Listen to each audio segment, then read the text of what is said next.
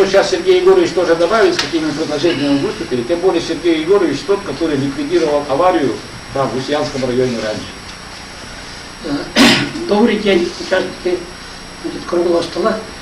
Значит, очень интересное, очень хорошее, значит, было выступление на местах. Значит, вообще, вот с предприятием «Росатом» я впервые встретился. Ну, я о нем, конечно, много знал, читал, но не думал, что это такое предприятие, на котором работают такие очень простые люди, да, земные люди работают. И сразу у нас пошел очень хороший контакт, потому что мы друг друга понимали, как говорят, с полоборота или с полуслова. Потому что все, что мы требовали для нашего населения по безопасности, по хранению, по отработке, по всей вот... Вообще народ обеспокоен природными, вот, самое главное, природа жителей вот Яны. Они все, значит, боятся о том, что испортится река Яна, природа испортится, значит, охотничьи угодья пропадут и так далее. И боятся, конечно, все это радиоактивности. И вот те информация, которая была подана электронную семью, она, конечно, была целевая, и она была подана, значит, всего 13 людьми. Я это все анализировал. 3 человека давали такую информацию объемом, я не знаю, а все остальные читали и, как говорят, или поддерживали, или удивлялись, или, значит, обсуждали. Так что с нашей стороны, я думаю, была то, что наша, мы чуть-чуть запаздываем, потому что надо было сразу вот с 19-20 года, как только вот начались это движение по соглашениям и так далее, правительственной республики Саха-Якутия, надо было эту тему осознать и разговаривать с народом, потому что это очень опасная тема по своей сути, потому что вот по Чернобылю и так далее, по негативной информации люди, вот у них осталась последняя память Чернобыля, и они для этого очень боятся, потому что хотя прошло огромное время, огромные, значит, технологии меняются, безопасность увеличивается, это что им никто не рассказывал, остался только негативный фон, и на этом фоне все играли. И здесь нам надо было, конечно, опережаться, выйти, это первое. Второе, значит, анализ вот, тоже показывает о том, что вот, малые народности к северу, которые там живут, они тоже обеспокоены вот этой рекой Яна, потерей рыбалки и так далее. И особенно она связана с тем, что освобожден Кучус, вот месторождение Кучус, и там прямо написано, вот как будто самая главная цель этой строительства идет атомная станция, то, что обеспечит, значит, подачу электроэнергии на этот участок. И там, конечно, тоже другое, она не связано с Росатомом, но все равно вот этот фон тоже очень сильно мешает, потому что очень боятся этой работы, которая будет проведена. Но там, конечно, это другой разговор, другие области, другой мол и другой конкурс и так далее, там она не связана. Но все равно там люди были, это все связано вместе было, и особенно с этого очень сильно боялись этой руды, которая у нас называется комплексной, и полиметалл, который там находится, там есть и, конечно, опасные составляющие. Вот это все очень сильно людей беспокоило. Но когда вот это специалисты и эксперты полностью объяснили, очень хорошо показали на своих сайтах, на демонстрационных, все, что, и на все вопросы очень хорошие ответы давали. Более 51 вопрос, это очень много вопросов. И на все, на каждый вопрос, если она нужная, ненужная, полезная, не полезная, опасная, не опасная, был дан исчерпывающий ответ, и сразу пошло успокоение. Это я почувствовал, пожалуй, потому что возле нас сели ребята, значит, вот с Казачья, значит, с Юкагирской общины и так далее, и они были очень сильно озадачены, и даже озабочены, и у них как-то вот это сразу было видно, потому что они вот это очень так на это собрание были настроены. Ну, потом, после каждого выступления, после каждого этого выступающего, они пошли, значит, успокаиваться, и даже один отозвал свое выступление, сказал, что не будет выступать А второй вышел, и это глава казахи, очень спокойно объяснил о том, что надо туда подойти, собрать на слега, провести семинар и объяснить, вот как здесь прошло одно слушание. Голова. И здесь сразу уже пошло успокоение, и уже все пошли в контакт, и работа пошла деловая, хорошая, и мы все друг друга, и участники совещания, и жизнь населения, все мы вот поняли о том, что надо заниматься хозяйственным вопросом. И вот этот вопрос сильно, значит, она, конечно, огромный вопрос, потому что она вошла, значит, социально-экономическое развитие, стратегическое развитие Якутии до 30-го, 35-го и 50-го года, и, значит, стратегию Российской Федерации. Так что это было, конечно, огромное достижение вот этих слушаний. Вот у меня пока так. А мы так посоветовались, думали, что же там нам внести от именно в палаты, потому что так далеко приехали, и надо все-таки нам что-то там внести, такое полезное для населения. И решили, что надо первое, что организовать выезд представителей населения, значит, с ознакомлением с работающих старших, близлежащих. Например, вот в городе Певеке стоит плавучая электростанция такого же исполнения практически, и Чукотку. Туда вывести, и мы попросили вот именно общественной палаты, значит, представителей каждого населения, демонстрацию показать там, как это все работает, как защищено. И это, конечно, вот у нас, вы сами знаете, у нас есть такая хорошая поговорка нашего населения, потому что тем, 100 раз услышат, 1 раз увидит. Это очень верно. Так что вот мы попросили Росатом, и они, по-моему, имеют согласие и этому будут заниматься. А второе, значит, мы тоже с целью успокоения населения, чтобы увеличить доверие, попросили усилить в дальнейшем, значит, по проектированию и защите экологических вопросов, значит, экспертную группу, международную экспертную группу. Все, вот на этом у меня как раз все сказано. Спасибо. Так, спасибо, Сергей Егорович. Ну, приступаем, значит, к нашему этому. Наш, значит, регламент такой: выступление до 5 минут, ответы на вопросы будут до 3 минут. Поэтому я прошу придерживаться этого регламента, за которым мы будем строго следить. Потому что у нас очень много желающих выступить, ну, и задать вопросы тоже очень много будет тем. Но плюс еще немного перед тем, как передать слово Емельяну Вячеславу Павловичу, министру жилищно-коммунального хозяйства и энергетики Республики Саха-Якутия, я бы хотел сказать, что интернета у Скуйге точно нет. Мы там были. Ни WhatsApp, ни что, это не надо.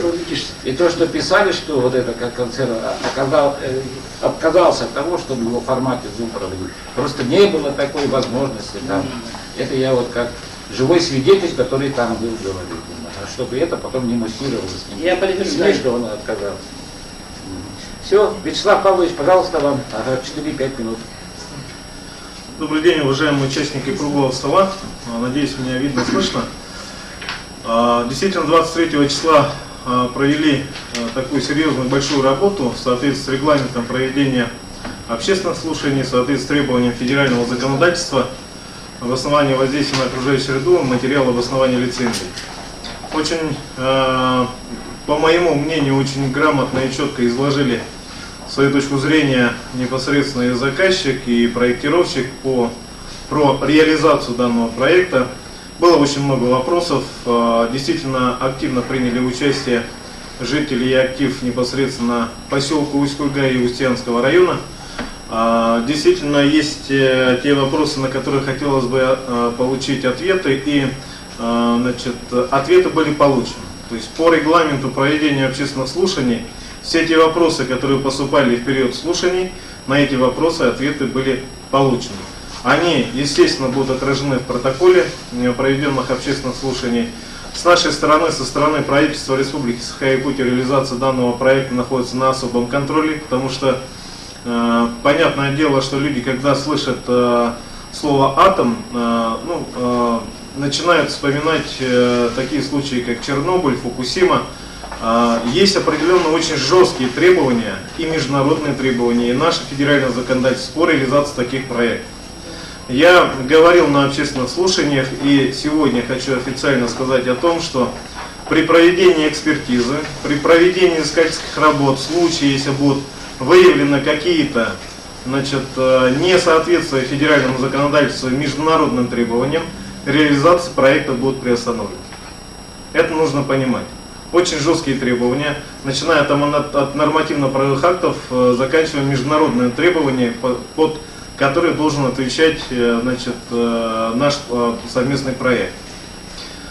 Хотелось бы сказать следующее, что реализация данного проекта является очень важной не только для поселка Усть-Куйгай и Устьянского района, но и арктической зоны не только нашего региона, но и Российской Федерации в целом.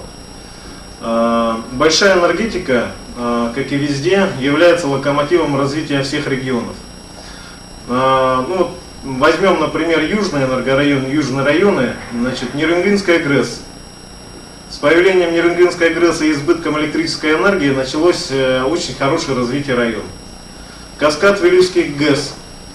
Мощный локомотив развития промышленности, сельского хозяйства, да и комфорта проживания тех людей, которые живут в зоне действия западного энергорайона, в зоне действия Каскада Вилюйских ГЭС. Якутская ГРЭС-1, Якутская ГРЭС-2 в первую очередь. Реализованные данные проекты позволяют также очень активно развивать в целом на социально-экономическое развитие центрального района, но и качество жизни. И по нашему мнению, реализация проекта в арктическом районе Устьянский, поселок Усть-Куйгай непосредственно, даст очень мощный стимул и толчок на развитие Арктики в целом. Спасибо. Спасибо, Вячеслав Павлович. Ну а теперь кратко слово будет предоставлено Серезидинову Олегу Владимировичу, это вице-президент Росатом Оверсис по атомной станции малой мощности, и Синюшину Дмитрию Константиновичу, главному инженеру проекта, с кратким ознакомлением, с краткой информацией о проекте. Хотя многие здесь, которые здесь в городе, имеют доступ и так далее, они уже ознакомились с материалами ОВОС и так далее, поэтому я очень кратко прошу вас, Олег Владимирович и Дмитрий Константинович, вам двоим 10 минут. Спасибо. Я начну. Синюшин Дмитрий Константинович, главный инженер проекта атомной станции малой мощности. Я бы хотел доложить о материалах в основании лицензии, об их составе и остановиться на радиоактивных отходах. Презентация очень большая, она мне занимает по докладу 30 минут, мне сейчас дали 5 минут, поэтому вы все с ней можете ознакомиться и дополнительно задать вопросы. Я лишь хочу сказать, что материалы об основании лицензии были выполнены на основании федеральных законов и указов президента, а также на основном приказе по надзору от 10.10.07 номер 688 об утверждении методических рекомендаций по подготовке предоставляемых на государственную экспертизу материалов в основании лицензии для объектов размещения атомной энергии. Пожалуйста, следующие слайды пролистывайте. Вот, пожалуйста, на схему расположения конкретных площадок. Хотелось бы отметить, что площадки выбраны, непосредственно на скальных грунтах. Это следующий слайд. Спасибо. Площадки выбраны непосредственно на скальниках, чтобы исключить попадание на термокарст. Согласно федеральным нормам и правилам, размещение на термокарстах запрещено федеральными нормами. Поэтому обязательно мы будем размещаться только на скальных грунтах. Следующий слайд. Специфика разработки материалов по основанию лицензии следующая. Мы получаем 3 лицензии во время всего жизненного цикла атомной станции. Это лицензия на размещение, и материал по основанию лицензии подготовлен для этой лицензии. Далее мы получим лицензию на сооружение, когда подготовим проектную документацию и пройдем экспертизу, и лицензию на эксплуатацию после написания полного отчета по обоснованию безопасности данной станции. То есть пока мы не обоснуем федеральный Ростехнадзору, что атомная станция безопасна, мы лицензию на эксплуатацию не получим. Следующий слайд. Давайте пролистаем следующий слайд. Эксплуатирующей организацией, следующий слайд, выбрана концерн Росэнергоатом. Концерн Росэнергоатом является организацией, которая осуществляет эксплуатацию станции на всех жизненных циклах, от выбора площадки до вывода эксплуатации. Следующий, пожалуйста, слайд. Да, следующий. Я пропущу оценку воздействия на окружающую среду, потому что тут приведены именно материалы, насколько глубоко была проработана оценка, какие исходные данные получены, какие учтены воздействия и как мы реализовали снижение негативных факторов данных воздействий, либо ухода от этих воздействий при строительстве и также при эксплуатации. Пожалуйста, следующие слайды, мы их пролистнем, и я хочу подробно остановиться на радиоактивных отходах. Это 19-й слайд, пожалуйста. 19-й. Угу. 19-й. Да, дальше. Дальше. Там, где радиоактивные отходы, виды. Прошу вас. Ага, следующий слайд. Да, спасибо. Всего у нас 3 вида радиоактивных отходов. Это твердые, жидкие и газообразные. К твердым радиоактивным отходам будут относиться элементы оборудования реакторной установки, фильтры, всякие радиоактивные отходы, образующиеся при технологических операциях, специнструмент, спецодежда. К жидким относятся это дезактивационные воды, контурные воды, душевые воды. И газообразным это активация входящего в состав воздуха, органов помещения реакторной установки и отбор проб носителя. Общий принцип обращения с радиоактивными отходами следующий. Радиоактивные отходы собираются в специально обозначенные места, перерабатываются, кондиционируются, отправляются на временное хранение площадки до ожидания навигации и передаются национальному оператору. Следующий слайд. Твердые радиоактивные отходы фрагментуются, прессуются и упаковываются в контейнеры. Контейнеры показаны на слайде. Это контейнеры НЗК, 1,5 НЗК-2. Контейнеры имеют сертификат на как хранение, так и перемещение по Российской Федерации. То есть они полностью сертифицированы и они отвечают всем требованиям безопасности, включая воздействие, экстремальное воздействие там, и особое воздействие, которые могут они воспринимать. Следующий слайд. Это обращение с жидкими радиоактивными отходами. Также предусмотрен участок при приемке радиоактивных отходов, разделению, выпариванию, кондиционированию, упаковке в бак и также вывозу национальному оператору. Следующий слайд. Обращение с газообразными радиоактивными отходами будет происходить за счет фильтрации газов, его сбора и выброса через вентиляционную трубу. Все предельно допустимые концентрации меньше, чем зафиксированы требования по федеральным нормам и правилам. Также принимала участие общественность в наших слушаниях, да? И вы можете ознакомиться со сведениями, во чем участвовала общественность, какие были приняты решения и в какие даты это было все проведено. У меня все, спасибо, я передаю слово Олегу Владимировичу Серзинову. Здравствуйте, коллеги, здравствуйте, участники слушателей на общественной палате, встречи в общественной палате. Я еще постараюсь быстро тоже пройти, у нас большие презентации, мы все их передали общественной палате, и всегда можно будет с ними детально ознакомиться, поэтому я пройду довольно быстро. Значит, следующий слайд. Качество сказать, что, в общем-то, очень у Росатома большой опыт работы именно с малыми реакторами, с решением малых реакторов. И вот наш Флагманский конструктор именно по трансферным реакторам КБМ с 1954 года, соответственно, сделал уже более 20 реакторов малой мощности на России ледокола, которые показывают свою эффективность и отработано уже более 400 реакторов. Следующий слайд, пожалуйста. Вот краткая история. Я хотел отметить, что Россия единственная страна, в которой есть ледокольный флот, и Росатом единственный в мире оператор, который занимается, управляет ледокольным флотом. Сейчас у нас 5 атомных ледоколов эксплуатации, 1 нефтяровоз эксплуатации атомных и 6 строящих ледоколов. Вот 6 строящих ледоколов, как раз они, значит, один уже сейчас передан в эксплуатацию на реактор на самом Киеве месте. Остальные прошли все необходимые испытания, сейчас готовятся к эксплуатации, которые построены. Следующий слайд. Вот это, значит, краткая ситуация, показывали несколько вам картинок, что вот так реактор выглядит, когда вот он устанавливается на ледокол. Повторюсь, значит, соответственно, 6 реакторов изготовлены и установлены на ледоколы, и, соответственно, один ледокол уже для всех ходовых испытаний и показал свою эффективность, передал в стандартную эксплуатацию.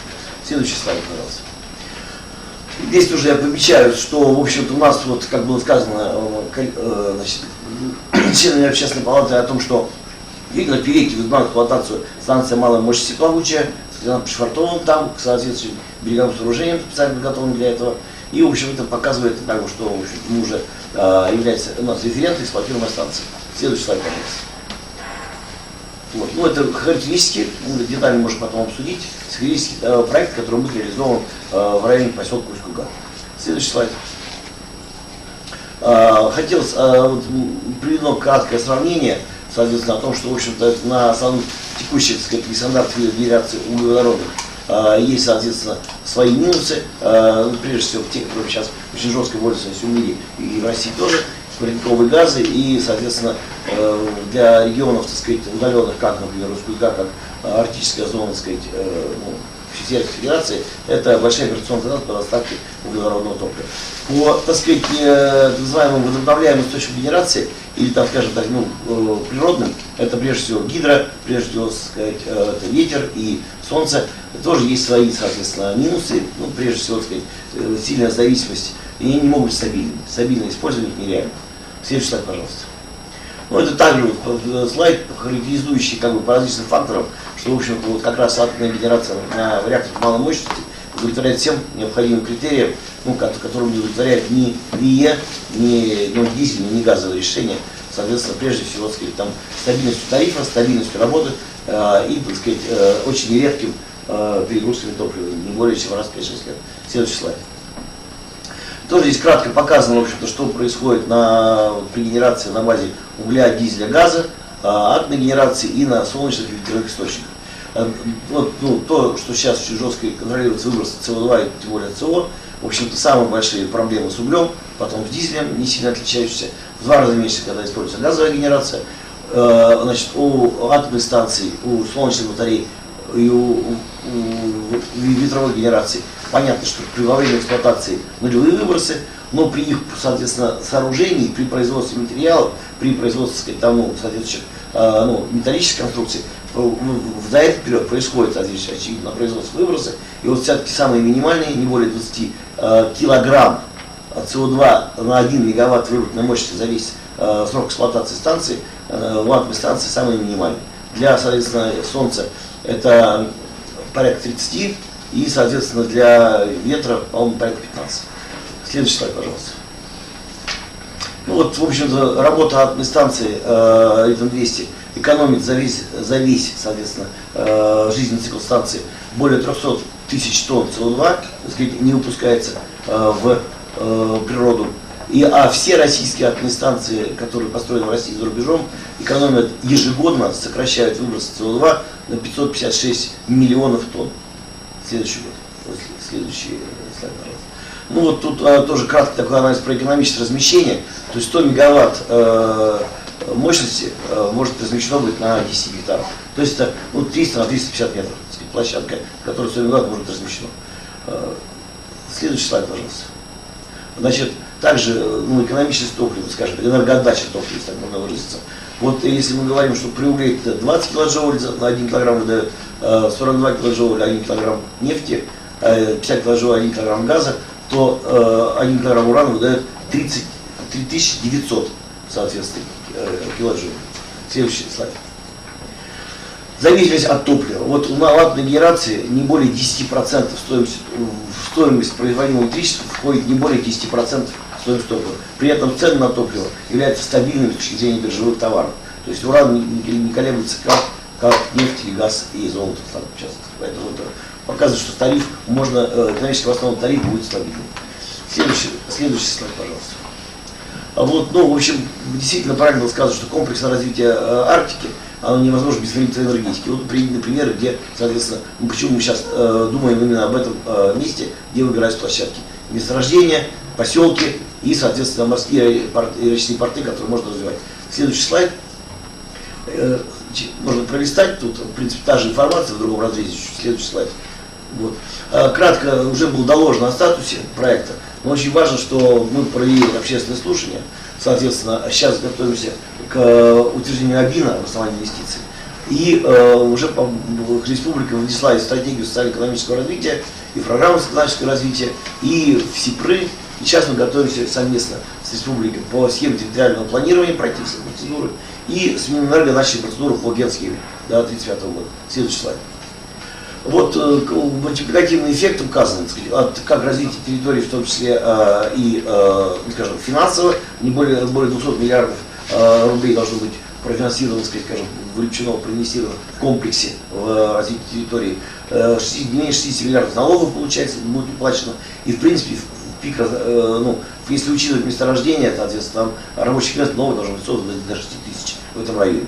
Ну и также вопросы, так сказать, обучения студентов, так сказать, по специальности, связанных с атомной станцией, там, как в МИФИ, так и в специальном факультете МГУ, так сказать, и так и, соответственно, ну, понятно, что мы, очень важная задача это замена угольных котельных на генерацию чистую электрическую, поэтому, соответственно, это, ну, серьезная задача. Ну и развитие территории с точки зрения инфраструктуры, с точки зрения научного потенциала, с точки зрения, соответственно, технологических продуктов. Следующий слайд. Вот хотел бы, как, ну, несколько фотографий, да, в общем-то, вот Росатом буквально недавно ввел в эксплуатацию станцию в Переке, плавучую.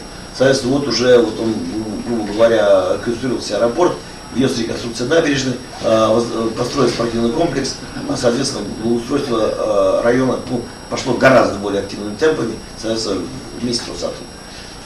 Следующий слайд. Спасибо за внимание, коллеги. На все вопросы готов ответить. Ну, как я сказал, полную презентацию перед общественным. Спасибо, Олег Владимирович и Дмитрий Константинович. Ну, еще хотел бы сказать, что когда шли общественные слушания, велась полная запись.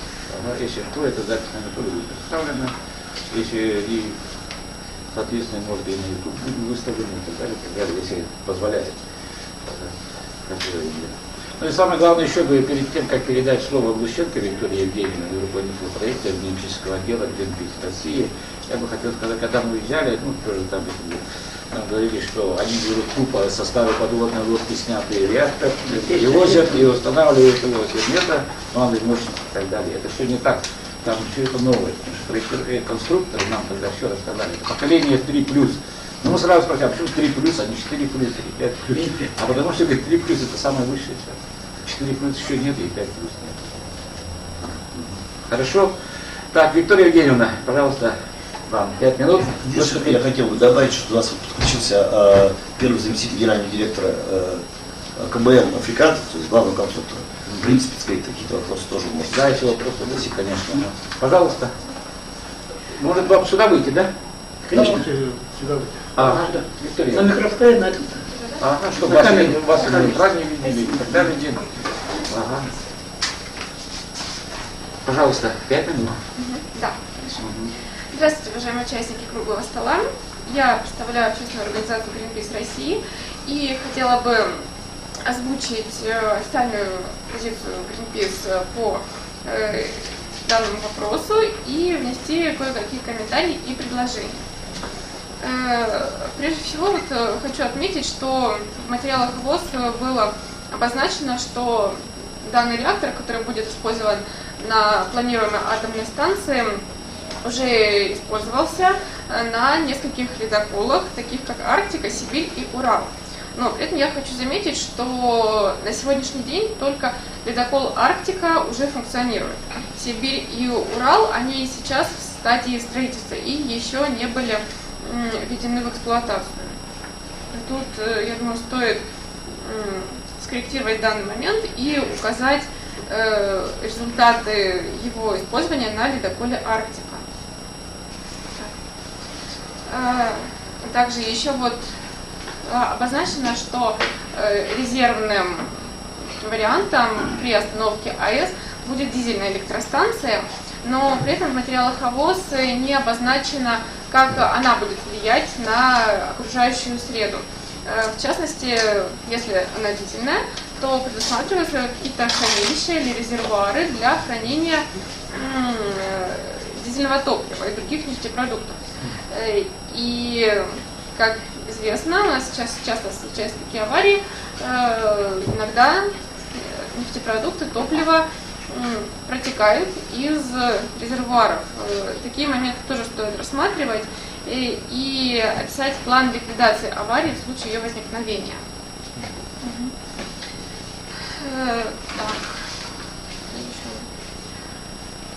Обозначено, что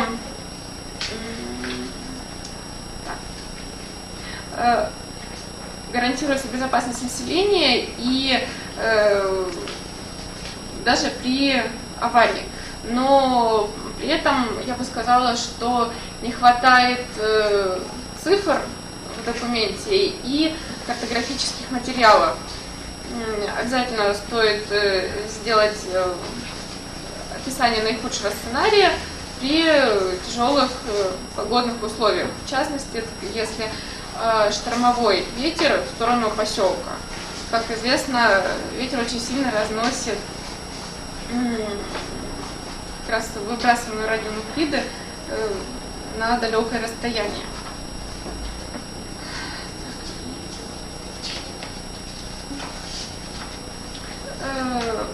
Также следует в ВОЗ ввести описание сценариев вывода атомной станции из эксплуатации.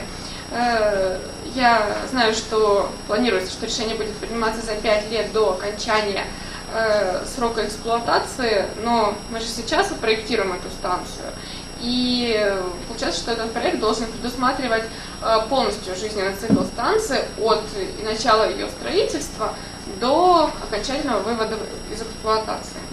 А если у нас получается, проектируемый срок планируемый 60 лет, то решение о выводе из эксплуатации будет приниматься через 55 лет.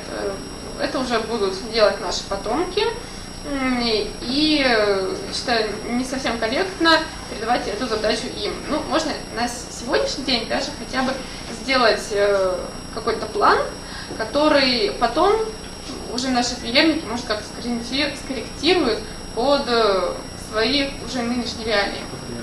Да.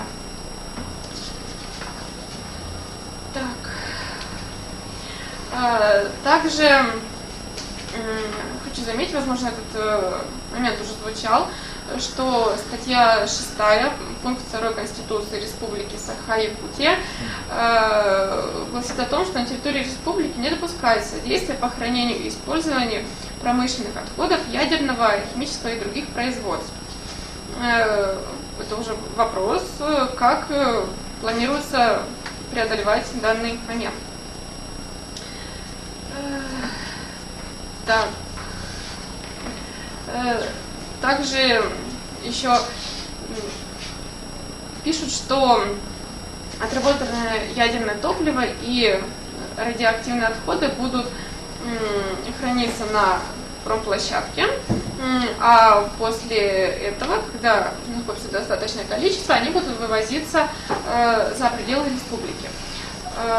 Тоже вопрос к материалам ОВОЗ, как будет транспортировка всего названного материала влиять на окружающую среду. И то же самое, как будут влиять линии ЛЭП на окружающую среду. Так. Также есть предложение рассмотреть использование возобновляемых источников энергии как альтернативных вариантах для АЭС, так как известно на сегодняшний день, что у нас в городе Тикси действует ветровая электростанция, с которой, насколько я знаю, пока что все хорошо. Так. И последнее, это то, что у нас данная электростанция строится, как было указано тоже в материалах ОВОЗ, для последующего снабжения электричеством Золоторудного месторождения. Вот. И в таком случае тоже следует оценить воздействие всего данного комплекса мероприятий, в том числе и Золоторудного месторождения, на окружающую среду. На данном моменте у меня все. Хорошо, Виктория Евгеньевна. Вот как раз те вопросы, которые и предложения, рекомендации вы озвучили, они как раз на общественном слушании были озвучены и нами, и Андреем Вячеславовичем, что были получены очень такие подробные такие ответы, где многие как раз вопросы снят. Хорошо, что мы с вами встретились перед этим поездкой, поэтому получилось, что и для народа именно там это все донесли. Хорошо?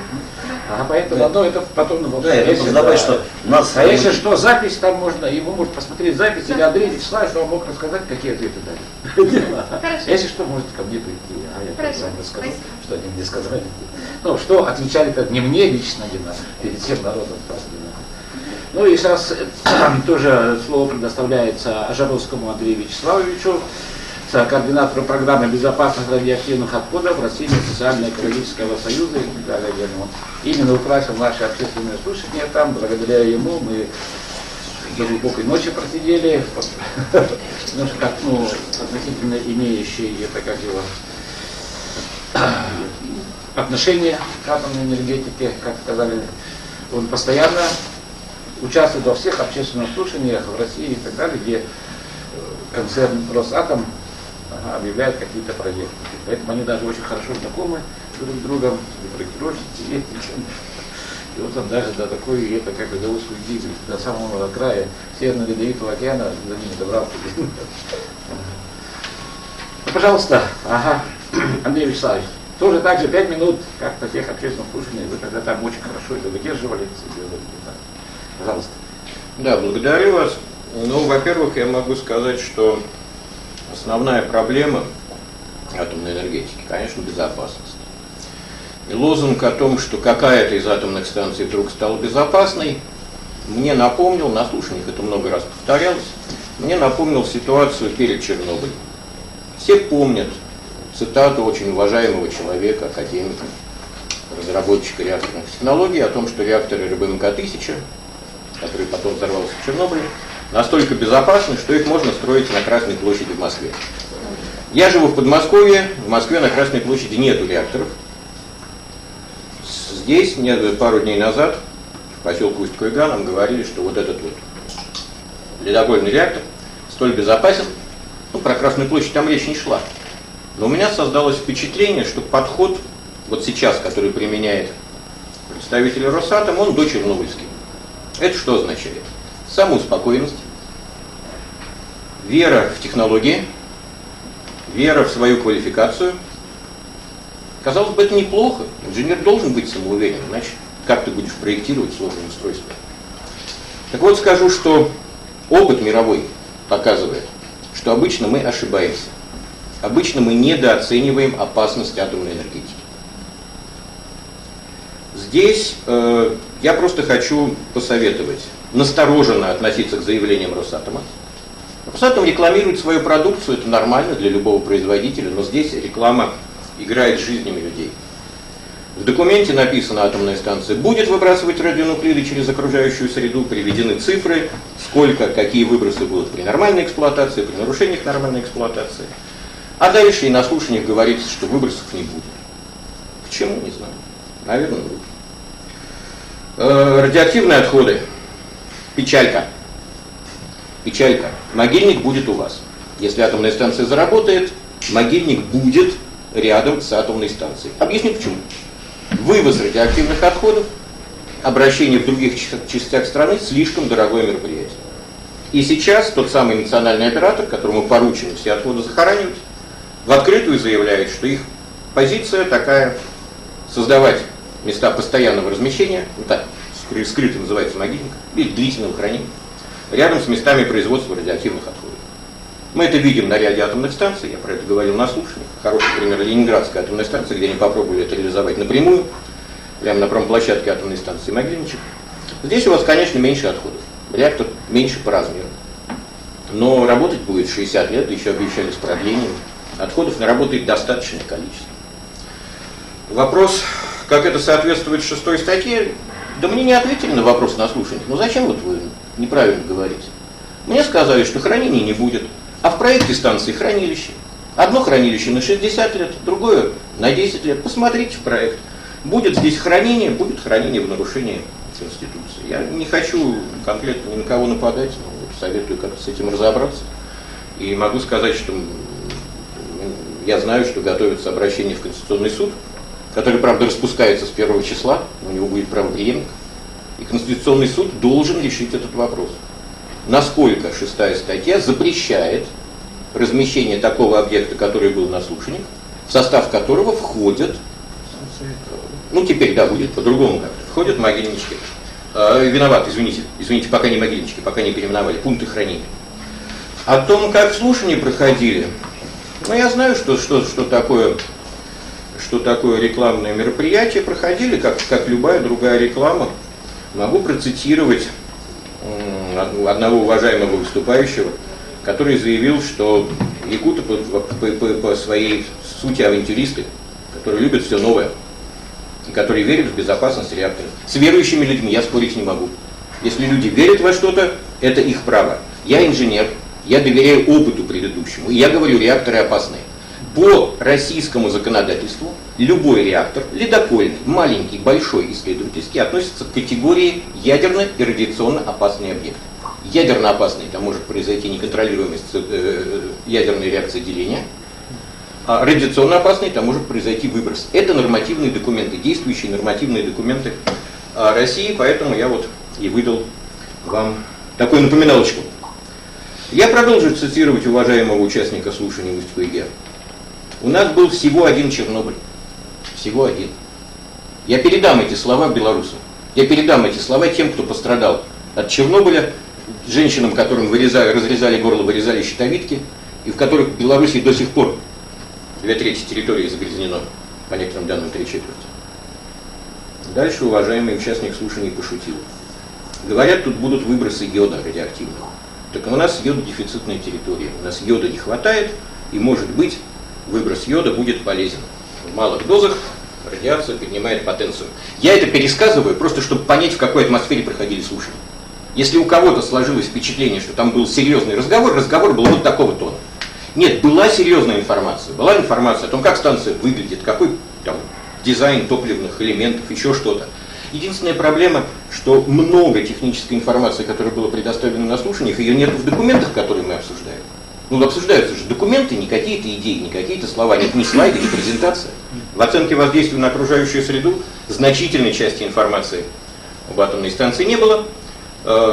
Станция опасна, ледокольные реакторы могут выбрасывать в окружающую среду радиоактивные вещества. Аварийный ледоколь Ленин в 1965 и 1967 годах это доказали, что малые реакторы могут оказывать радиационное воздействие. Обо всем этом не говорилось.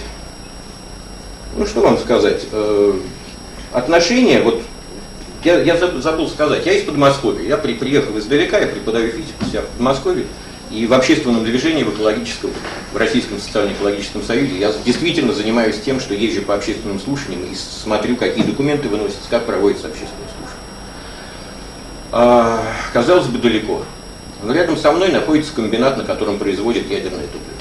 Как мне сказали, будет производить именно в городе Электросталь. Росатомский комбинат будет производить топливо и для этого реактора, если его построят. В лесу рядом с реактором мощность дозы достигает от 20 до 100 микрозиверт в час. Я позорно оговорился, когда я выступал на слушаниях. 20-100 микрозиверт в час умножаем на 100, чтобы получить старые микрорентгены, 2000, 10 тысяч микрорентгенов в час. В лесу. Почему? А там делали топливо для атомных станций и будут делать топливо. Атомная энергетика отрасль грязная. Атомная электростанция вершина айсберга. Может быть и не самая грязная, когда аварий нет, но без предприятий по добыче урана, а это ужас. Ильконская ваша вот эти вот скрытые породы, или в Курганской области, где залитые ураном раствором урана вот эти вот территории, где выкачивают уран из-под земли. Это плохо. Ядерная энергетика наносит большую рану России, и мне кажется, что России следует следовать мировой тенденции и сокращать зависимость от этой опасной технологии. Спасибо. Хорошо. Спасибо, Андрей Вячеславович, что вы процитировали меня, да, привели то, что я говорил там. Так, теперь слово предоставляется Дмитрию Валентиновне Кипьевне, директору Центра экологического просвещения Республики Саха-Якутия, ЭГЕ. Валентина Кипьевна тоже. Ага,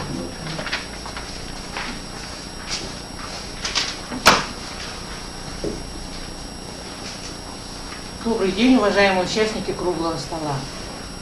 Я думаю, что неспроста мы такие пожилые люди, 70 годами и плюс, в такую жару приходим и участвуем в таких мероприятиях. Потому что этот вопрос реально очень сильно беспокоит и волнует населения нашей республики. Такой, значит, скажем, поверхностный обзор АВОСа, не включая технические детали, показывает, что нам предлагается, конечно, такой проект, который хоть и называется инновационный проект использования атомной энергии, но реально не опробированный в жизни. То есть то, что работало на плавучих станциях, на безмерных морских просторах, теперь предлагается установить на суше. И это действительно первый опыт, можно сказать, такого случая. Почему такой проект приняли решение внедрять в наших условиях, тем более в Устьяне, где абсолютно такие суровые климатические условия, где даже самые элементарные процедуры и мероприятия даются с огромными человеческими усилиями и трудностями, которые вообще не снились исполнителям таких работ в средних широтах и долготах. Когда даже приобретение и доставка самых примитивных запчастей, деталей, жизненно важных материалов местного населения и продуктов зачастую превращаются в неразрешимые проблемы. Почему-то, значит, считается, что в таких условиях можно такой вот новый инновационный экспериментальный проект внедрять. В этом случае именно как раз та народная поговорка «7 раз отмерь и 1 раз отрежь», как нельзя более кстати должна бы подходить, да? Поэтому целесообразно было бы сначала провести так называемую стратегическую экологическую оценку по общепринятым принципам, с учетом всех имеющихся обстоятельств, природно-климатических условий, социально-экономических условий, социально-экономического уровня, и главное, с полным учетом мнения местного населения, для блага которого данный проект предлагается.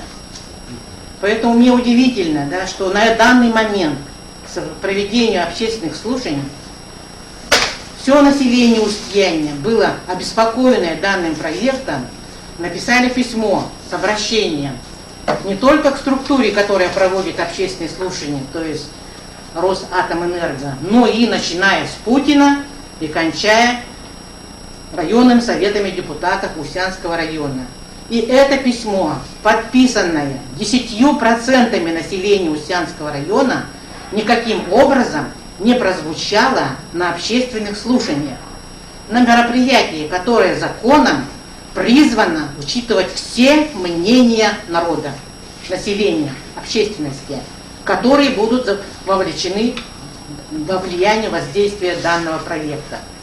Поэтому, поскольку этот документ, который уже имелся и в местной администрации, и в информационной службе Росэнергоатом, почему-то там не прозвучал, я хочу вручить этот документ с этими подписями людей, почти 500 человек Устьянского района, со всеми телефонами, адресами, фамилиями, именами и отчествами, вот данному, как говорится, представителям, которые присутствуют на данном круглом столе. Разрешите это сделать, чтобы этот документ был, в общем-то, включен в протокол общественных слушаний, пусть и задним числом. Я так думаю, что много таких вещей делается. Можно это сделать, да? Кому? Вручать официально. Официально, вы же направили это. Но оно не прозвучало, поэтому я еще раз фактически вручаю документы. Его не было вообще, слушайте, просто. Почему его не было? Когда вот столько людей, 10% всего населения, это не 60 человек, которые были на общественных слушаниях, из которых 10 человек были представители заказчика, то есть исполнителя, да? Там человек 10 было от Министерства всякой науки, и оставалось там 10-20 человек местного населения. Почему-то Нет, Валентина Дмитриевна, насчет этого вы, это как его... Иннокентьевна. Валентина Иннокентьевна, насчет этого вы не говорите. Мы там были живьем и видели, кто там был. Где. Хорошо. Не надо такие слова Это говорить, не что там было были. 548 Да. жителей Устьянского Нет, ну, вуза. вы не Мнение говорите. которых, Да. значит, И в связи с этим, представлено- значит, Валентина Иннокентьевна, припираться не будем, да, я скажу конкретно нет. В связи с этим было принято решение, что представители концерна выйдут непосредственно на этот поселок и встретятся там с этими. Что озвучил представитель вот села Нижнеянская. И поэтому они были готовы, видать, передать, потом остановились, потому что тот один, который отказался, да. Они не передали, Ну, просто, ну, наверное, свой вначале они мы не послушаем, передали. а потом уже передадим, если что. Живьем встретимся. Таким образом, Она была не передана. Поэтому Валентина Ильинична, предлагается ваше время заканчивается, необходимо да. провести систематический процесс оценки, основанный на принципе предупреждения, используемый для анализа экологических последствий предлагаемого проекта, в том числе решения проблем энергообеспечения этих проектов и их учетом в этой системе принятия решений. Конечно же, как говорится, стратегическая экологическая оценка делается в самом начале, когда еще существуют различные альтернативы проекта, о чем мы, конечно, в данных материалах, конечно, не увидели, что не все те объекты, те возможности энергообеспечения были отработаны в этом материале. Я говорю, например, о возобновляемых источниках энергии, которые с каждым годом в мире технологии усовершенствуются, а себестоимость снижается, причем кратно, в десятки раз, чуть ли не года в год. Поэтому это все не было на самом деле оценено и представлено в этих материалах. Да, хорошо. Так, теперь, значит, хотелось бы... Вот видите, опять регламент. Но мы большую часть пересекались, как говорится, с ведущим этого мероприятия. Так, экономическая оценка этого проекта, конечно же, невооруженным взглядом, да, если сама станция стоит у нас почти 60 миллиардов рублей, то стоимость всего золоторудного богатейшего месторождения Кучуз оценивается где-то в порядке 20 миллиардов. Да? Поэтому при этом цена, конечно, строительства этой станции будет с каждым годом расти, как мы это знаем, бывает на практике. Да?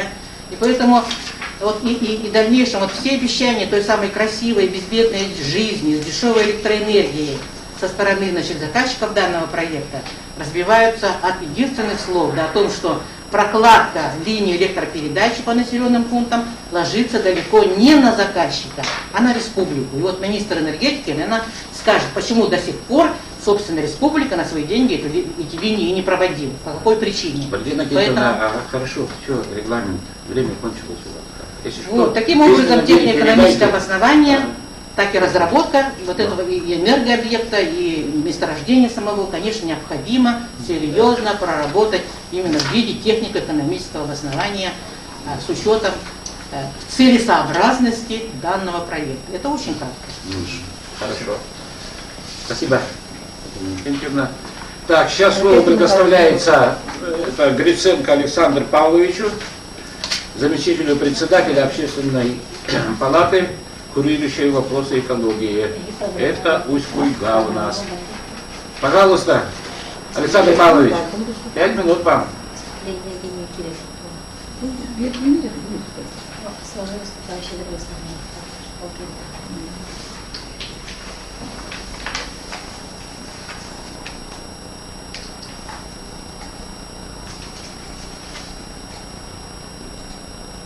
Вас не слышно. Что говорит? Нет, связи нет. Связи нет. Хорошо, он понятно. девушку выключила. Ему надо написать в чате, чтобы понять, что он хочет. Хорошо. Крестик показал. Так, тогда слово предоставляется Яковлеву Семену Ларионовичу, тоже участнику общественного слушания, первому заместителю министра экологии и природопользования лесного хозяйства Республики Саха-Якутия. Он там был? Был. Добрый день. Добрый день, уважаемые участники совещания. Я со стороны Министерства экологии и природопользования лесного хозяйства принимал участие в оценке воздействия окружающей среды общественного слушания.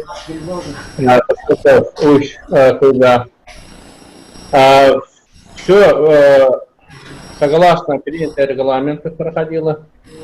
Мы свое заключение со стороны Министерства экологии по ОВОСу заранее подготовили. И, соответственно, те замечания, которые были рассмотрены по поводу того, что заграждение водной среды, конечно, было заранее, поступали и сообщения, и письма, и так далее, по выбросу атмосферного воздуха тоже. И с ознакомления оценка воздействия окружающей среды мы поняли о том, что только для хозяйственных нужд используется забор воды в пределах 25-35 кубометров в сутки воды именно из реки Яны. И самое первое охлаждение ядерного реактора, она происходит из сухих смесей, и на охлаждение этого целей вода с реки Яны не используется. По выбросу атмосферы загрязняющих веществ, оно, конечно, в пределах допустимой концентрации существует, и, соответственно, это уже не новое. Все ядерные объекты, которые работают в данном этапе, они все были переведены, по-моему, скажем, ОВОСе, и, соответственно, установленный реактор Ритм-200 на кораблях и в других объектах были хорошо показаны и переведены в таблицах, и хорошо было развернуто рассказано. И мы свое заключение в этом направлении выдали, и, соответственно, были согласны по проведению соответствия регламентам оценка воздействия окружающей среды по установлению атомной станции малой мощности Ритм-200Н. У меня кратко все, спасибо. Спасибо. Сейчас слово передается Щульскому Сергею Августовичу, председателю комиссии по развитию села, агропромышленного комплекса и местному управлению нашей общественной палаты. Пожалуйста, Сергей Августович.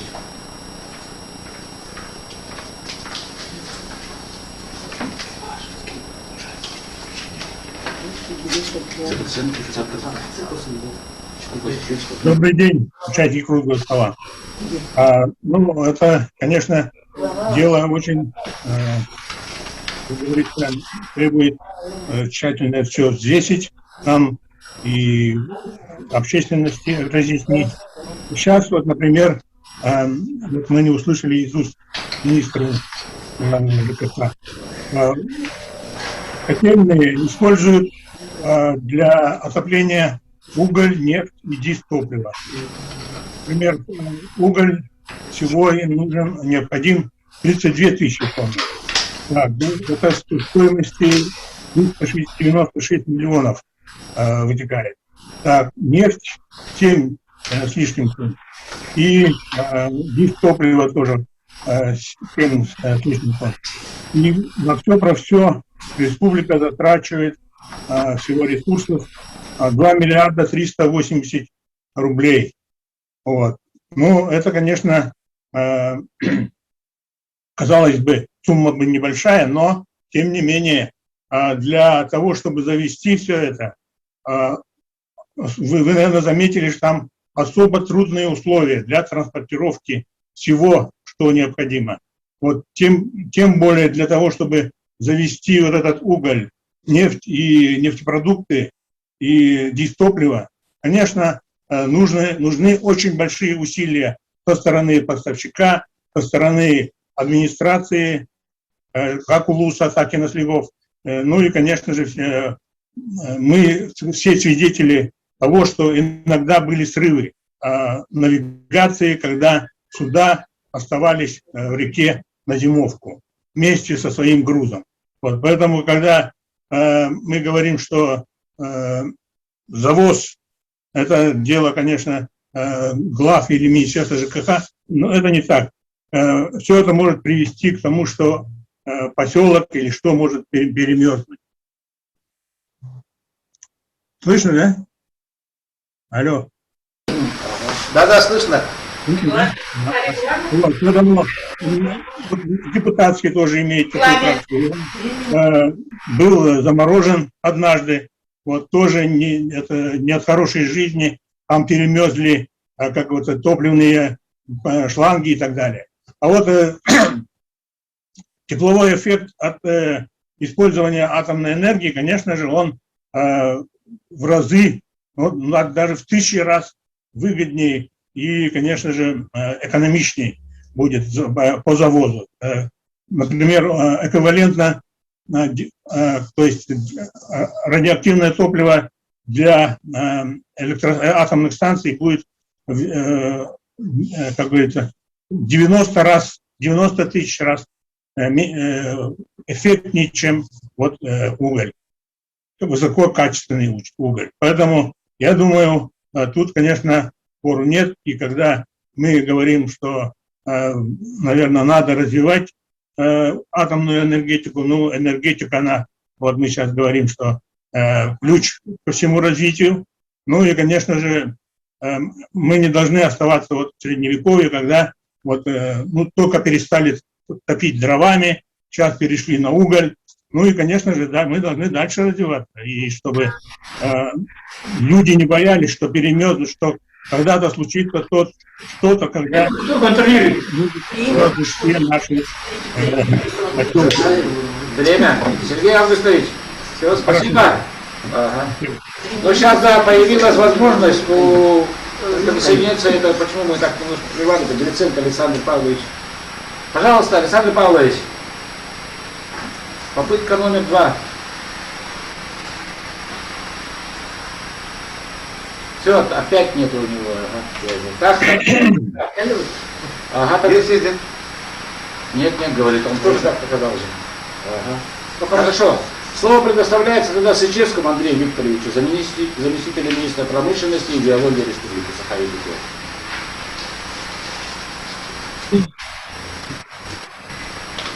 Я бы хотел бы отметить то, что, конечно, строительство там, да, и дальнейший вот атомной станции малой мощности в Усянском районе как бы позволит дать определенный толчок к развитию промышленности, горнодобывающей промышленности, там, это и новые рабочие места, там, да, это и новые налоговые поступления, это и инвестпроекты, да, которые могут быть в настоящее время как бы не реализуются из-за отсутствия инфраструктуры, в том числе и дорогой энергетики.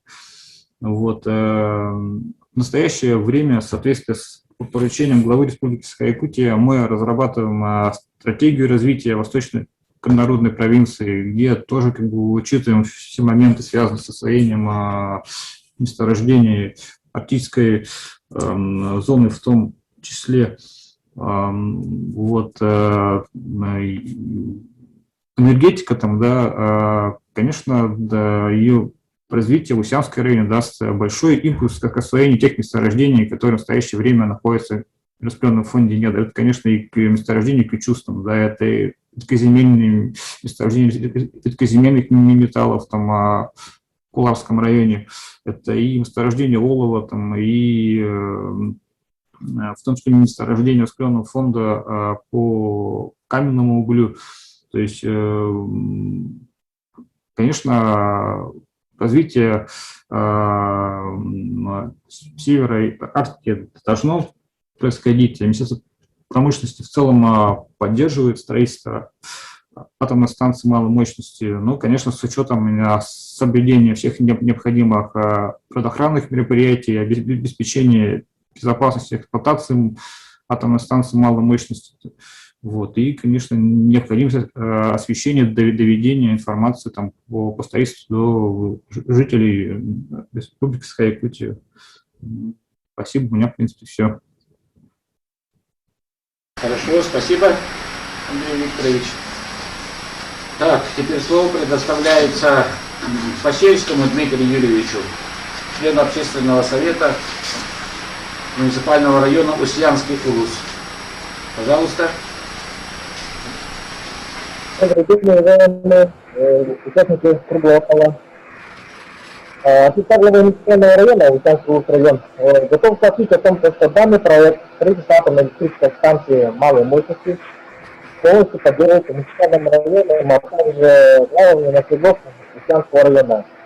Так, это будет большой импульс для промышленного развития района, социальной экономики. Меня слышно, да? Слышно. Тут запаздывает, но идет. Можно маску снять? Можете маску снять, чтобы было нормально. Просят маску снять. Вот эту Чтоб, слышно вас было хорошо. О, Ну, сейчас мы поддерживаем такой проект в данный момент, так как это даст большой импульс для социально-экономического развития Устьянского района и Арктики в целом. Все, спасибо, кратко. Хорошо. Но мы сейчас повестку выступающих исчерпали.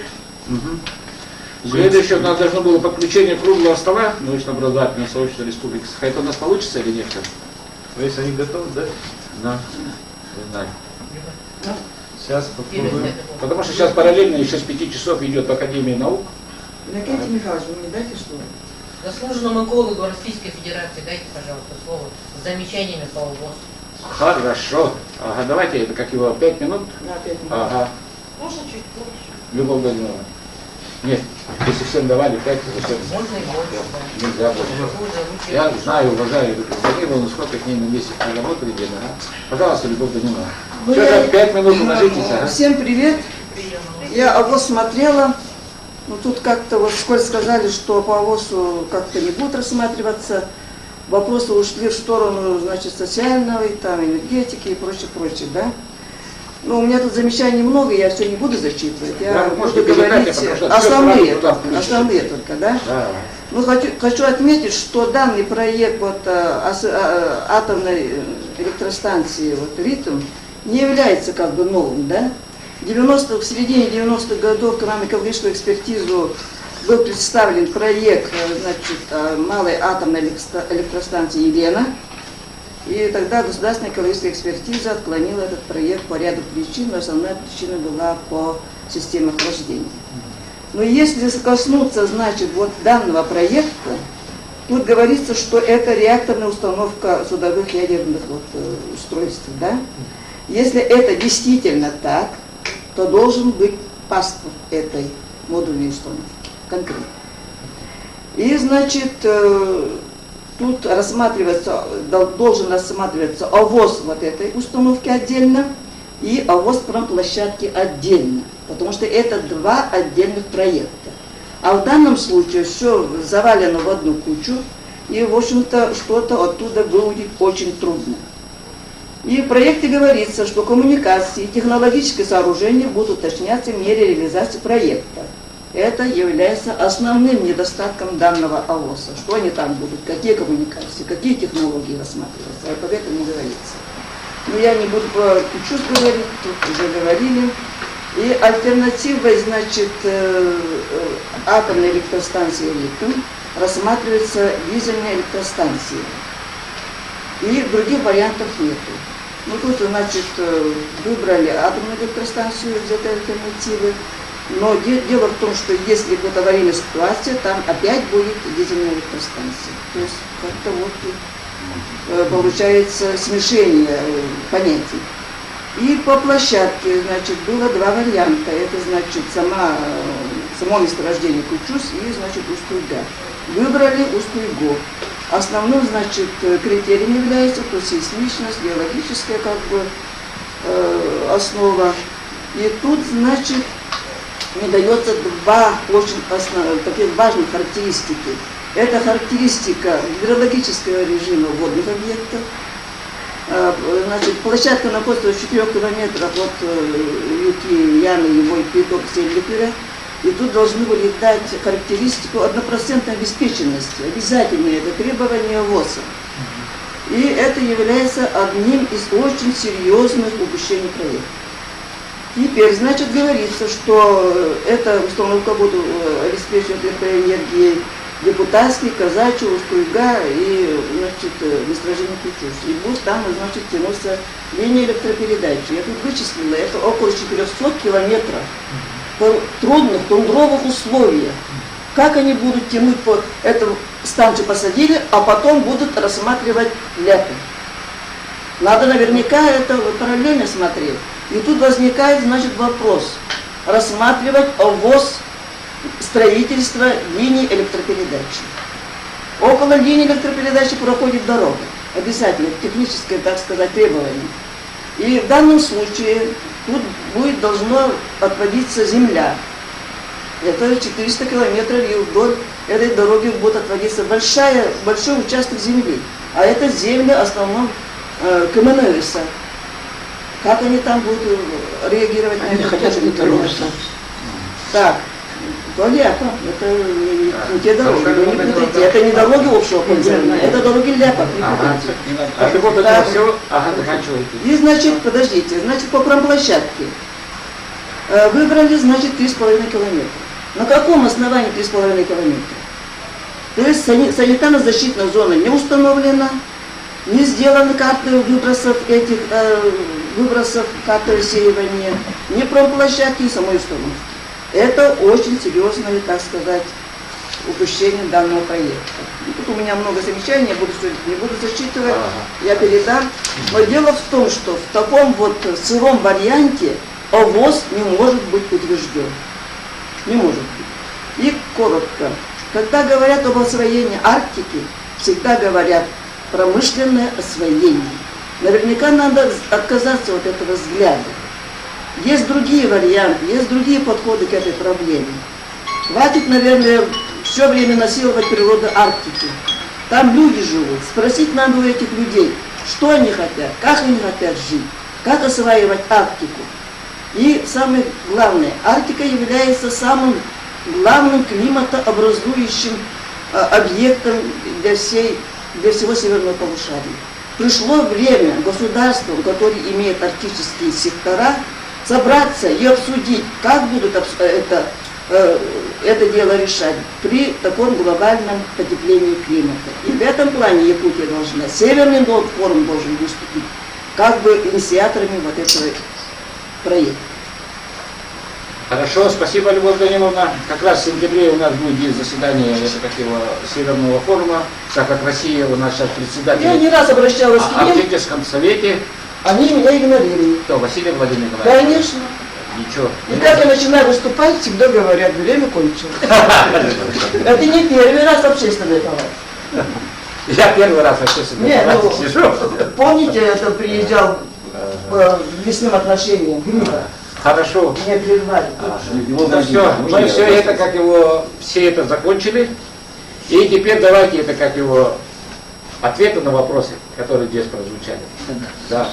Так как время у нас мало. Давайте мы должны услышать. Дайте я два слова скажу, можно? Да, вот два слова скажите, я на вопрос. Да, я хочу сказать, что всем коллегам, да, всем, что, значит, мы прошли, общественные слушатели прошли, высказались, многие вопросы, кстати, в частности, в том числе, которые, так сказать, 383 человека подписали, обсудили, но это не так, это важно очень, но важно другое, что он еще висит в положенных местах еще целый месяц, и туда можно и нужно в установленном законном порядке, я, конечно, заверну могу подавать туда все предложения. И мы обязаны их рассмотреть, и потом, с учетом всех этого анализа и подготовленных нами материалов, они пойдут в государственную экспертизу. То есть, как бы здесь никто не утверждает ОВОЗ вот на собрании, давайте вот утвердим и все. Нет, мы собираем замечания, слушаем мнение, потом еще раз целый месяц у всех у вас, у всех, по всем замечаниям, я услышал, часть могу даже прореагировать сейчас, но не буду, на замечания, но все равно мы обязаны и будем собирать все еще целый месяц, потом до октября отрабатывать и готовить материал, который пойдет в главную экологическую экспертизу. Поэтому тут, нет такого, что... Я не сказала, что мы утверждаем, я свое мнение сказала. Да я просто потому, что это для всех, что еще ничего не утверждено. Давайте замечания, целый месяц мы их принимаем в установленном законном порядке. Тогда с каким ОВОЗ вы приняли материал об основании лицензии? Что? Какой материал ОВОЗ тогда вы включили в материал об основании лицензии? Предварительные материалы, да, слушай, у нас здесь предварительные материалы, значит, ОВОЗ и предварительные материалы об основании лицензии. Потому что собрать замечания, проанализировать, отработать в установленном порядке, вот генпроектировщик, главный же проекта, институт генпроектировщика, отработать их, подготовить, утвердить заказчика у нас. И дальше, как на экзамен, идти в главную экологическую экспертизу. Там профессионалы, экологи, и по всем аспектам, в том числе и вопрос связан с ядерной безопасностью, экологической безопасностью, проходит этот вопрос. Потом попадает в Ростехнадзор, вот только когда мы лицензию на размещение получаем. Там опять же Ростехнадзор, в него подразделение Атомнадзора обязано, как бы, и вы правильно сказали, были отказы, и они очень часто отказы есть. Поэтому все, так сказать, делается как положено. И, повторюсь, никто ничего сейчас не зафиксировал. Собираем предложение еще месяц, потом их отрабатываем. Время есть, не надо сейчас успевать так что. Кратко скажу про это письмо, которое, да, письмо, оно не дошло, письмо, которое оно было направлено депутатским запросом товарища Тумусова в Росатом, генерального директора, и оно находится в работе, и ответы будут даны в установленном законном порядке. Не знаю, Путин получил, не получил, но Росатом от Тумусова получил, и уже, так сказать, как бы там отрабатывает, и уже вопрос, письмо находится с ответом на подписание. Ну, когда там тоже, опять же, когда будет подписываться, все визы должны быть собраны всех подразделений Росатома, которые в это учат. Поэтому не переживайте, будет полный, нормальный, достоверный и ответственный ответ. Спасибо. Хорошо, сейчас вот у нас подключился Горохов Иван Иванович, заместитель председателя общественной палаты. Иван Иванович, 5 минут, 4 минуты вернее. Пожалуйста. У нас уже время истекает. Добрый день, коллеги. Я в свое время, 90-е годы, был руководителем администрации Верхоянского улуса по указу первого президента, поэтому все вопросы, связанные с развитием Усьянского улуса через освоение месторождения Кючусь, мне очень хорошо знакомы, вплоть до того, какие были причины закрытия строительства гидроэлектростанции, значит, на Адыче. Но вот Адыче электроэнергия была предназначена именно для развития промышленности Усьянского улуса. Это добыча, значит, олова и, безусловно, освоение месторождения Кючусь. И поскольку Кючусь был, значит, экологически очень опасен для бассейна реки Лена, и, естественно, это годы перестройки были. Это строительство гидроэлектростанции было, значит, приостановлено. И в этом плане у меня возникает вопрос, вот кому, я не знаю, задать, вот кто заказчик вообще вот строительства малой атомной электростанции, значит, вот именно в Усьянском улусе, первое, и могут ли нам, общественности, перечислить, для каких целей это предназначается, это вот сама вот эта электростанция.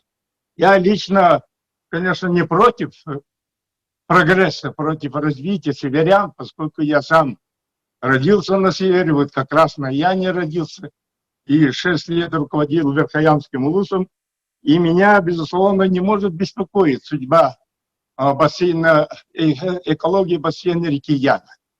Это само собой. Если я промолчу, если свое слово не скажу, меня земляки не простят. Так же, как и вас, всех своих родных улусов. Поэтому вот у меня вопрос. Для каких целей? Первое. И второе, значит, по проекту, какие населенные пункты охватываются при мощности 55. Там, значит, вот указано в документах, Верхоянский улус охватывается. Если охватывается, то в какой мере? Вот сегодня Любовь Даниловна или кто там отлично сказала, что там расстояние не 10, не 20, не 100 километров. 400, 500, 1000 километров расстояние. И кого будут, значит, обеспечивать вот эта вот электростанция? Первое. И второе, у меня есть предложение. Вот вообще, я лично не удовлетворен тем, что вот охвачено общественным обсуждением только вот Куйга, и причем 63 человека проголосовали вроде бы, и причем там же местного населения-то нет. В первую очередь местное население, которое живет за счет вот, значит, природных ресурсов Ленского бассейна. Вот у них надо было спросить или провести, значит, общественное обсуждение и объяснить, и какие планы вообще по населенным пунктам Усьянского улуса, которые находятся вдоль реки Яна, осуждения будут проходить или не будут. Мне кажется, надо проходить, чтобы вопросов не было, чтобы снять все вопросы, все преграды, обязательно надо обширное обсуждение проводить. И еще дальше, вот тут есть предложение. Иван Иванович, спасибо, вот время кончено. Еще предложение. Вот все-таки, мне кажется, это очень серьезный вопрос. Атомная электростанция, по-моему, у нас впервые в республике будет строиться. В связи с этим надо привлечь интерес народных депутатов Госсобрания. Вот каждый вуз имеет своего депутата, каждый, значит, депутат представляет интересы избирателей, и в связи с этим я предлагаю внести в резолюцию, значит, продолжение обсуждения профильных комитетов Госсобрания Ильтемен, и еще вот, значит, в опережающем плане, пока вот ключу судьбу не решили, надо, мне кажется, предложить профильным госкомитетам выступить законодательной инициативой по внесению и изменению и дополнению, значит, закон о социальной ответственности бизнеса, поскольку сегодняшний закон как бы недропользователей соответствующим адекватным образом не ориентирует на возмещение тех, значит, затрат, тех, значит, убытков, тех издержек, которые, значит, получается за счет Иван Иванович, добычи полезных ископаемых или иных промышленных. Вот такие предложения. Я прошу внести, Хорошо, значит, рекомендации. но, Иван Иванович, вы, видать, немножко поздно подключились, потому что вот некоторые вопросы вы задали, которые нет, и пожелания нет. Они, значит, это, как его, были озвучены на общественных слушаниях там где. И как раз вот ваш этот Иван, как и вы, Иван Горохов из села Устьянов, он выступил с предложением, чтобы Росатом выехал к ним в села, где он говорит, казачьям организуем встречу, все туда приедут. И все, на это было получено согласие. Хорошо. А значит, два вопроса, вот, кто заказчик? Вячеслав Павлович, да? Да, я отвечаю, да, значит, ну, так, если мы прямо сейчас отвечаем по вопросу данному, тогда, да, заказчиком сооружения является, значит, Росатом, да, застройщиком Росатом Оверсис. Вот. Эксплуатирующая организация концерн Росэнергоатом. И вот сейчас, действительно, мы, которые проводили слушания, и все материалы касаются сооружения атомной станции. Вот. Соответственно, ответил на ваш вопрос. Так, хорошо. Так, у нас... Там есть вопросы в чате? Да, в чате есть вопросы. Только я вот плохо вижу. Да, я пользуюсь сегодня взаимного влияния, сеймическая ситуация, арктическая зона на АЭС, спрашивают. Есть ли данные изучения сейсмического... Давайте я отвечу. Да, главный инженер проекта, как раз мы сделали первый цикл инженерных изысканий в 2020 году, в сезон. Вот, да, мы получили, что там действительно повышенная сейсмичность площадки. Поэтому в этот сезон 2021 мы дополнительно ставим сейсмическое оборудование для изучения сейсмичности площадки конкретно. Потому что те данные, которые есть в ФВЗРА, это Институт физики Земли, Российская академия наук, их недостаточно для данного района. И нам необходимо сделать детальное сейсмическое районирование и микросейсмическое районирование данного района. Также мы заказали расшифровку космических снимков для изучения тектоники данного региона на расстоянии радиусом 300 километров от поселка Усть-Кудря. То есть мы инженерное изыскание сделаем полностью и обязательно ознакомимся с общественностью, наверное, на следующих полосах. Да, вот я хотел бы еще раз отметить, да, что вот АВОЗ это предварительный АВОЗ, потом АВОЗ будет на стадии строительства, АВОЗ на стадии эксплуатации и так далее. Нет, вы хотели... А вот еще вопросы. Еще есть вопрос. Вот, если хотят спросить. А где планируется брать топливо для станции? Если это топливо ядерное, то мы его планируем брать с заводов производства ядерного топлива, который находится, предположительно, в городе Электросталь. Если это топливо дизельное для резервной станции, которая служит для того, чтобы можно было перегрузиться один раз в 5 лет, то есть когда мы идем на перегрузку, мы останавливаем станцию и включаем резервную дизельную станцию, то или стандартным путем, конечно. Да. Просто нам нужно будет не постоянно возить, а привезти там один раз в 5 лет. Вот Будет еще ли на плечах республиканского федерального бюджета написано? Да, добрый день. Может, я прослушал, содержание АЭС будет на плечах республиканского или федерального бюджета? Смотрите, у нас проект, потому что тариф более чем в 2,5 раза меньше, чем в этом регионе экономически обоснованный, получается значит, очень нормальный инвестиционный проект. То есть этот проект ни на какого содержания не находится, а, соответственно, производится, потребление энергии полностью окупает сооружение данной станции. Поэтому, соответственно, если говорить про формальную сторону, за эксплуатацию отвечает концерн Росэнергоатом, как эксплуатирующая организация. То есть все вопросы конкретные ежегодные, ежедневные расходы несет концерн Росэнергоатом после ввода в эксплуатацию. Стоимость станции 56 миллиардов ценов 2020 года, соответственно, будет дороже на 60 лет. Это примерно 1 миллиард в год. Какая стоимость электроэнергии планируется? Да, это 60 это налоги, а стоимость вообще 270 написано. И каково влияние на животных? Я думаю, таких вопросов много сейчас. Я не знаю, кто задает. Нет. Если говорить то, что я говорю, что мультипликативный эффект от сооружения станции привлечет 270 миллиардов инвестиций, это я говорю в комплексе по развитию. А станция действительно в ценах, там, грубо говоря, 2020 года стоит около 60 миллиардов рублей. И, соответственно, при этом капексе, при потреблении, как мы говорили, там 45-50 мегаватт, у нас получается полностью окупаемый проект. Поэтому тариф, который мы сейчас проходим защиту ГКЦ, то есть это не то, что мы там установили тариф, все. Тариф устанавливается, исходя из оборудования, его сроков окупаемости, амортизации, остальных вопросов, защиты, так сказать, операционных расходов. И после этого, по методике, которые утверждены федеральным органом антимонопольным, есть тариф. Вот сейчас мы защищаем тариф, который позволяет, соответственно, быть меньшим. Для региона это будет экономия субсидий более чем в 2,5 раза. Поэтому, и позволяет нам проводить окупаемость станции в течение жизненного цикла, включая вывод из эксплуатации. Для этого задается отдельный резерв. Там такие технические вопросы в основном, их будет достаточно много, наверное. Есть. Да, можно я все-таки задам вопрос? Ага. Член Общественной палаты Российской Федерации. От нашего региона я являюсь членом Общественной палаты нашей республики, но в целом предмет моей деятельности это социальная сфера. В целом, да.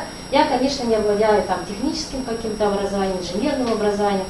Но, во-первых, хочу вас поблагодарить, представителю Росатом, за то, что вы открыты к диалогу и как основной заказчик выступаете с целью вообще выехали на место, с населением встретились, провели общественное слушание, это приветствуется. Но я как член Общественной палаты России, в принципе, не то что в принципе, я транслирую ту работу непосредственно, которая организована у нас население, то есть в диалоге с властью, с обществом, и импонирует то, что проект, конечно, он имеет свою социальную значимость, то есть развитие инфраструктуры и так далее. Но исходя из того, что я услышала, у меня сложилось впечатление, что все-таки действительно проект, он еще находится на стадии разработки, и он не до конца еще имеет определенные вопросы. Вы сегодня услышали, говорите, что о том, что есть срок месячный, да, в течение которого те предложения, которые прозвучали, будут доведены, и вы будете давать обоснования и ответ на эти вопросы. Это важно для того, чтобы у населения не возникало дальнейших вопросов. И как мы всегда говорим в Общественной палате Российской Федерации, диалог должен вообще проходить не на площадях, а на площадках. То есть очень важно организовать этот конструктивный разговор с населением, которое проживает непосредственно в данной местности. Правильно говорят общественники, они имеют право это говорить, потому что они представляют определенные конкретное экспертное сообщество в нашей территории, да, в нашем регионе, проживая в этой местности и зная и владея определенной компетенцией. Поэтому я думаю, это важно учитывать. Вот я просто хочу вам пожелать, конечно, удачи. Мы хотим, чтобы наша республика развивалась. Мы только за развитие, мы за, как говорится, прогресс. Но тем не менее, надеюсь, что в диалоге непосредственно со всеми заинтересованными сторонами эти вопросы мы будем решать. Вот что я хочу единственное вам сказать. Потому что давать оценку как эксперт или как человек, который в этом что-то соображает, я не могу, сами понимаете, да? Но вот единственное, что я хотела довести, так как это очень важно. Это очень важно, потому что впоследствии, если мы где-то на начальном этапе эту работу не проведем должным образом, это через какое-то определенное время будет иметь совершенно обратную сторону. Я прокомментирую чуть.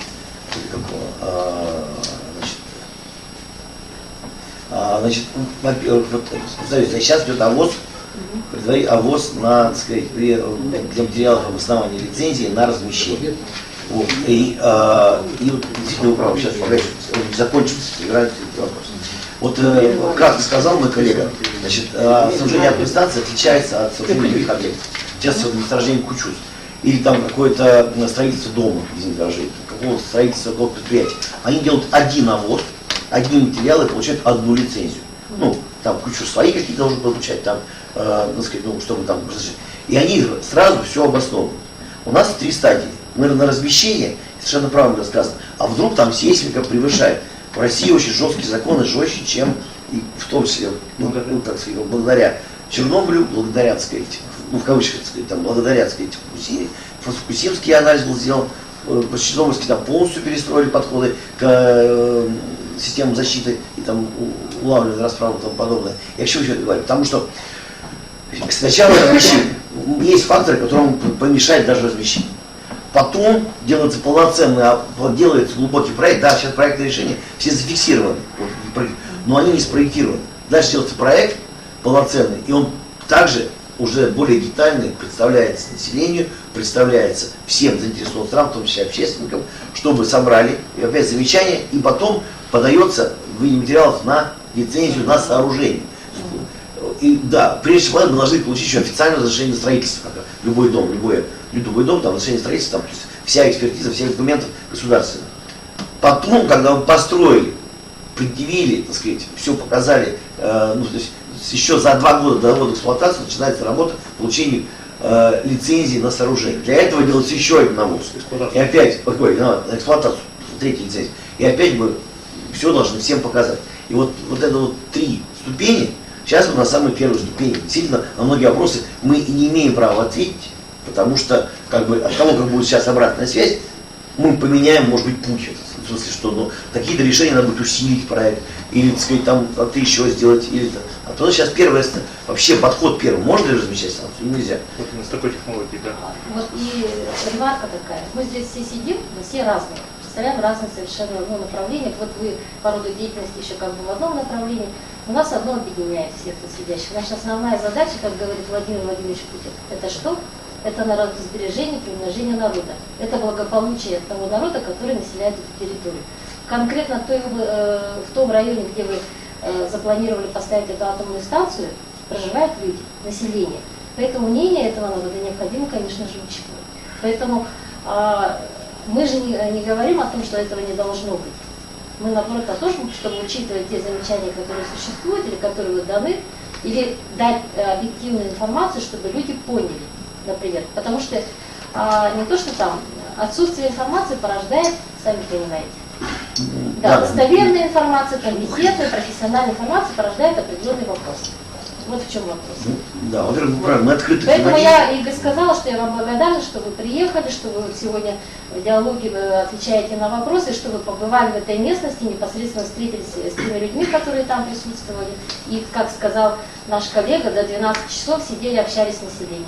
Это очень много по времени, я насколько понимаю, 6 часов, да? Небольшой вопрос можно? Как вы планируете решать вопрос 6-й статьей Конституции Республики Саха-Якутия? Или оно уже заглянули, посмотрели, закон, да? Мы вот никак не планируем решать. Мы в установленном законном порядке работаем с властью республики, значит, подписаны документы с ними, и наверняка уверены, что коллеги из правительства должны вопрос все необходимо решать. Уж точно нельзя построить станцию вопреки Конституции. Вот в этом уверен 100%. Дело в том, что мы ведь нарушаем Конституцию Саха-Якутии. Вас не слышно? Я говорю про то, что данный пункт фактически мы не нарушаем. Мы не используем станцию как могильник, как длительного хранения. Мы храним временно для того, чтобы в сезон вывести эти отходы. В сезон? Мы будем их вывозить.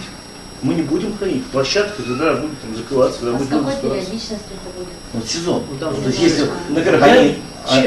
там, во-первых, не так часто отходы накапливаются. Мы сейчас не стали, там у нас были специалисты, которые были реакторщики, что это все, технологии и далее. Вот сейчас подключен первый заместитель, но тоже предлагаю сейчас, скажем, время жесткое, да, не влияет, но первый заместитель конструктора, действительно очень малое количество радиоактивных отходов происходит.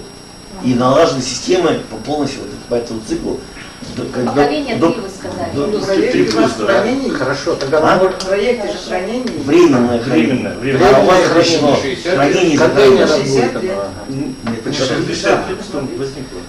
Вопрос написан на 60. А вот так и ну, написано. оборудование. Работа станции 60 лет. Да. Нет. Хранение. Хранилище обеспечивает хранение отходов в Всё. течение Да, 60 ну, лет. Хорошо, потому что сейчас есть его возможность у нас убираем, как его? убираем. Олег Владимирович, есть возможность, вы сказали, кто у нас подключен. Давайте мы это 5 минут дадим. Коллегам, да. Вот коллега ваш из как сказать, Атом. КБМ? Да. Да. Инженер? Виталий Владимирович, Ага. можете пару слов сказать, не пару, а 5 минут слов сказать, вот вы вовлечены, так сказать, в информацию, которую сейчас услышали, знали, что мы с вашими коллегами готовили слушание, поэтому, если можно, высказаться. Виталий Владимирович. Виталий Владимирович Петрунин, первый заместитель генерального директора ОКБМ «Африканцев», главного конструктора реактора установки, Ритм 200. Надо включить микрофон, я включу. АО ОКБМ «Африканцев». Виталий Владимирович, сейчас подключаем микрофон, вас не слышно, сейчас. Ему нужно включить микрофон. Вам надо включить микрофон свой. Все, Ну, вроде всё, можно говорить, да. Да, слушаем. Побольше сделайте. Слышно меня, да? Да, теперь слышно, да. Слышно, Виталий Владимирович. Добрый день, уважаемые коллеги. Я вас всех приветствую от имени руководства и коллектива предприятия АКБМ «Африкантов» Нижний Новгород. Вы знаете, что мы очень давно работаем в этом направлении, чтобы наши надежные реакторные установки малой мощности, которые основываются и традиции и ноги растут из транспортной, я имею в виду военно-морской атомной техники, они вообще показывают высочайший уровень безопасности. Я когда выступаю, всегда привожу пример такой, может быть, горький случай, как авария на подводной лодке «Курск». Произошла колоссальная авария, когда взорвался весь торпедный боекомплект, и реактор сохранил полностью от этого воздействия свою герметичность, сам себя заглушил, привел в безопасное состояние, и потом международные эксперты, норвежские, шведские, там и другие, которые в районе этого инцидента были, не обнаружили никакой утечки радиоактивных продуктов. Я почему об этом говорю? Мы, естественно, учли весь тот негативный опыт и чернобыльских аварий, хотя это не наш реактор, и других инцидентов. И вот то, что сейчас предлагаем вам, это по международной классификации реактор поколения 3+. Он пройдет, естественно, и международную экспертизу. Мы работаем на этой площадке в МАГАТЭ для того, чтобы удовлетворить нормам международным.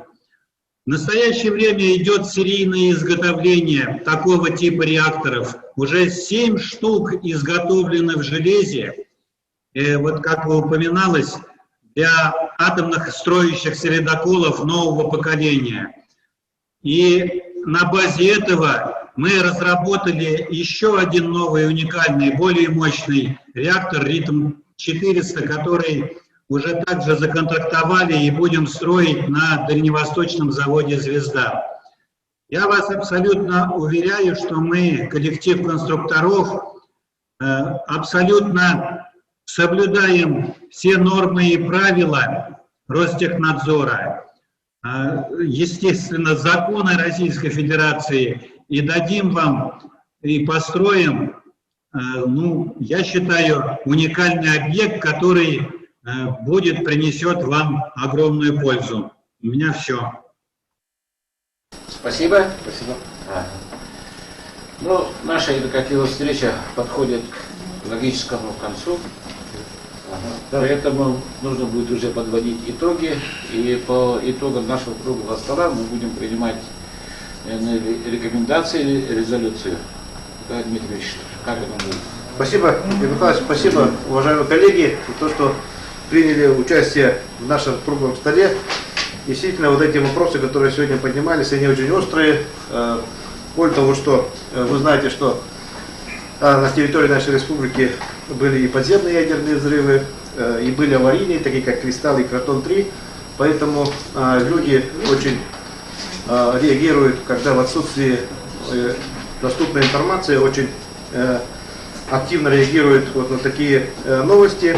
Поэтому для этого, для того, чтобы довести информацию, чтобы не было фейков, мы проводим такие круглые столы, и мы еще будем дальше работать для того, чтобы полная информация была именно от тех людей, которые занимаются именно строительством и эксплуатацией. Ну и мы знаем, что у нас в республике есть закон об этнологической экспертизе. Общественная палата является субъектом общественного контроля, который работает согласно вот закону об общественном контроле. И вопросы экологии у нас тоже стоят на одних из первых мест по работе нашей новой общественной палаты. Вот, поэтому мы и дальше будем работать и проводить круглые столы, общаться. И надеемся, что наша общественная палата будет той площадкой для разговора, равного разговора представителей общественности, бизнеса, власти и средств массовой информации. Всем большое спасибо за участие, и будем ждать вас на следующих круглых столах. Спасибо. Да. Как модератор я бы в конце хотел бы добавить, что общественная палата, да, в нашем лице возьмет под особый контроль этот особо опасный объект. Вы не думаете, что мы так легко к нему относимся и так далее. Мы понимаем его опасность, поэтому нужно. И что это не первая встреча здесь будет, потому что уже сказали, 3 этапа, несколько этапов, это все будет обсуждаться и идти. Все ваши заданные вопросы будут смодерированы и переданы для ответа. Предложение членам общественности при помощи Росатома выехать в Ленинградскую область, посмотреть там атомную электростанцию, ознакомиться с его работой. И вот, значит, где производят топливо, там тоже поехать посмотреть. Да, Любовь Даниловна, это как раз вопрос будет поднят, и поедут как раз жители Устьянского района, Казачий, это как его, Тумак, Нижнеянск и так далее, и так далее. Ага. Вот на общественном слушании так приняли один. Вот как сказал Василий и Сергей Егорович, лучше один раз увидеть, чем 100 раз услышать. И они руками посмотрят и пошлют. Эксперты просто. Экспертов, экологов. Ну, будем думать. Но Да. главное, что это нет. Там люди, которые живут, чтобы они это видели. А то, что мы с вами в городе живем, поедем туда и будем там баламутить. Хорошее предложение, да. Нет, в рабочем Да, порядке решительно. в рабочем порядке, да, в рекомендациях Главное, нашего чтобы круглого именно стола кто добавить. там живет. И именно кто не верит, вот этих вот они поедут. Никто не отрицает, мы поедем. Вот какие проблемы? Спасибо, коллеги. Ну да, мы за свой счет можем поехать. А вот этих надо, чтобы устьянские ехали дальше.